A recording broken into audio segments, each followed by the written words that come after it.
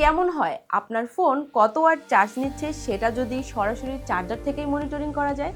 ভাবছেন এটাও কি সম্ভব? হ্যাঁ, সম্ভব।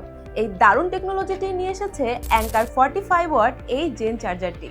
দারুণ এই চার্জারটি দিয়ে আপনার যে কোনো ডিভাইস চার্জ দিলে আপনি চার্জারের ডিসপ্লে থেকেই দেখতে পাবেন ডিভাইসটি কত ওয়াট ক্যাপাসিটিতে চার্জ নিচ্ছে।